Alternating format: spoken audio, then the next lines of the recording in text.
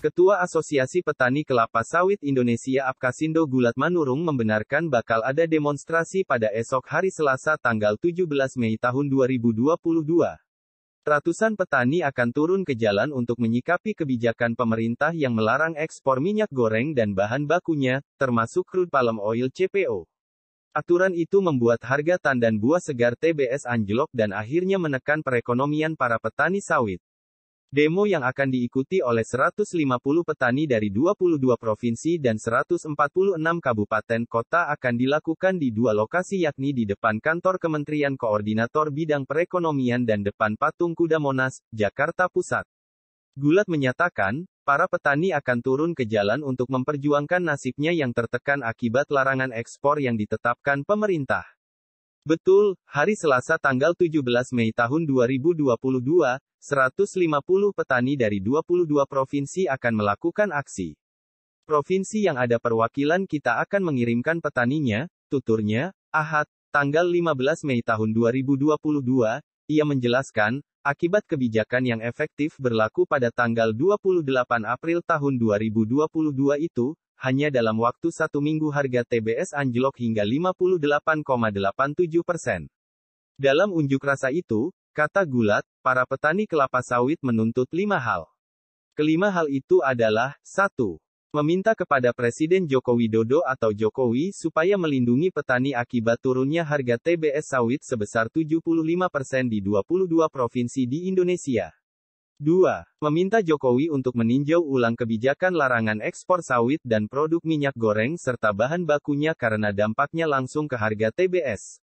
3. Meminta Jokowi melindungi 16 juta petani sawit yang terancam turun pendapatannya akibat kebijakan larangan ekspor sawit.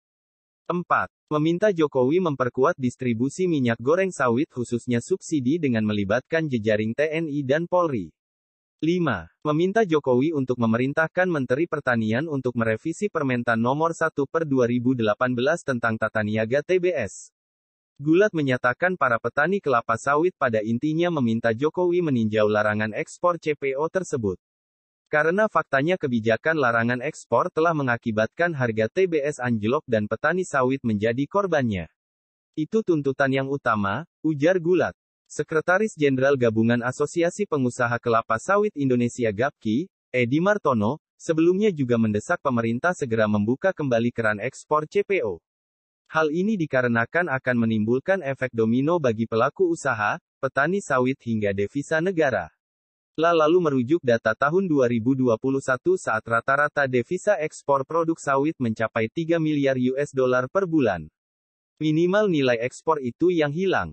Belum dari kerugian lain seperti penjualan TBS petani yang terhambat dan lain-lainnya. Harapan kami pelarangan ini jangan terlalu lama sebaiknya segera dibuka kembali izin ekspor, kata Edi, Kamis, tanggal 12 Mei tahun 2022. Pelarangan ekspor juga membuat harga TBS petani turun, terutama TBS petani yang tidak bermitra dengan perusahaan. Untuk petani yang bermitra saat ini juga harganya turun. Ini karena pembeli CPO mulai mengurangi pembelian sehingga PKS pabrik kelapa sawit pun mulai mengurangi pembelian TBS petani, ujarnya. Adapun data BPS menunjukkan ekspor CPO per kuartal 1 tahun 2022 ini mencapai 112,82 triliun rupiah. Angka tersebut setara 2,5% dari produk domestik bruto PDB Indonesia berdasarkan angka dasar harga berlaku ADHB yang mencapai 4.513 triliun rupiah. Pelaksana tugas Direktur Jenderal Perdagangan Luar Negeri Kementerian Perdagangan Ferry Anggrijono menyatakan pelarangan ekspor CPO tidak akan berlangsung lama. Itu konsekuensi ya kehilangan devisa. Kebijakan ini kan untuk rakyat juga supaya pukul 16.11 minyak goreng terjangkau, ucapnya ketika dihubungi, Kamis lalu, tanggal 12 Mei tahun 2022.